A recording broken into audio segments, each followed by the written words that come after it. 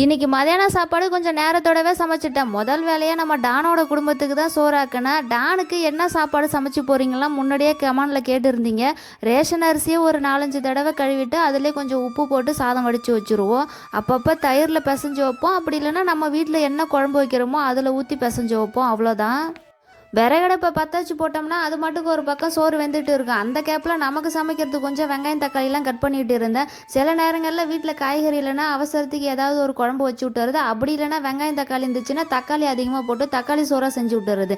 இன்றைக்கி என்ன பண்ணியிருந்தேன்னு பார்த்தீங்கன்னா இந்த பிளைன் குஸ்காவாக சமைச்சிக்கிட்டேன்.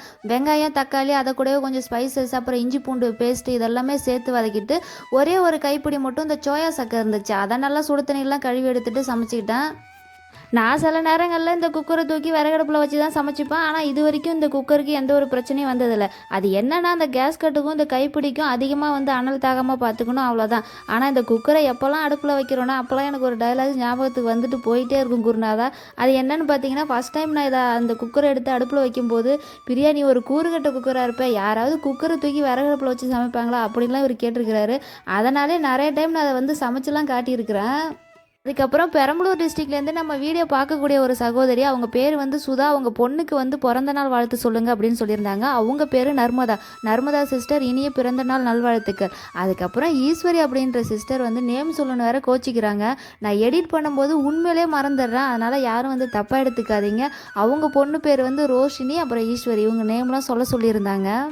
இந்த பிளெயின் குஸ்கா ரொம்ப ஈஸி தான். இதை கேஸ் அடுப்புலேயே செஞ்சுட்டு போயிடலாம். என்ன விறகடுப்பில் தான் விறகு இருக்குது. அதுவும் இல்லாமல் விறகடுப்பில் சமைச்சா இன்னும் டேஸ்ட்டும் சூப்பராக இருக்குமா. எப்பயும் போல் நம்ம எப்படி பிரியாணி மெத்தடில் தான் இதை செய்வோம். எண்ணெய் ஊற்றிட்டு ஸ்பைசஸ்லாம் போட்டு வெங்காயத்தை நல்லா பொன்னிறமாக வதக்கி எடுத்துகிட்டு நான் தக்காளியை வதக்கினதுக்கு அப்புறம் தான் இஞ்சி பூண்டு வதக்கினேன். அது வேறு அடியில் அதிகமாக ஒட்டிக்குது. பச்சை மிளகா இதெல்லாத்தையுமே போட்டு வதக்கிட்டு இந்த சோயா சக்கை இருக்குல்ல அதை நல்லா சுடு தண்ணியில் உப்பு மஞ்சத்தூள்லாம் போட்டு சும்மா ஒரே ஒரு கைப்பிடி தான் ஒரு டேஸ்ட்டுக்காக அதை சேர்த்துக்கிட்டேன். நம்ம இந்த பிளைன் குஸ்காவுக்கு வேணும்னா மசாலாலாம் சேர்த்துக்கலாம். ஆனால் நான் எந்த ஒரு பாக்கெட் மசாலாவும் சேர்க்காம 2 டம்ளர் அரிசிக்கு ஒரே ஒரு ஸ்பூன் வீட்டு குழம்பு மிளகா அப்படி சேர்த்துக்கிட்டேன். இந்த டேஸ்ட்டுமே சூப்பராக இருக்கும். வேணும்னா நம்ம விசில் விட்டு எடுத்துக்கலாம். ஆனால் தம் போட்டு எடுத்தோம்னா இன்னும் டேஸ்ட்டு சூப்பராக இருக்கும்ல. அதனால் கொஞ்சமாக தண்ணி நடுமத்தில் வச்சுட்டு சுற்றி இந்த விறகடுப்பில் இருக்கிற இந்த நெருப்பு எல்லாத்தையும் அள்ளி போட்டுட்டு இதில் இந்த விறகடுப்பில் செய்யும்போது அந்த விறகடுப்பில் இருக்கிற நெருப்பு எல்லாத்தையுமே வெளியில் தள்ளிடணும். அப்போ தான் சாப்பாடு குழையாமல் உதிரியாக இருக்கும். ரொம்ப சிம்பிளாக தான் இருக்கும், ஆனால் டேஸ்ட்டு சூப்பராக இருக்கும்.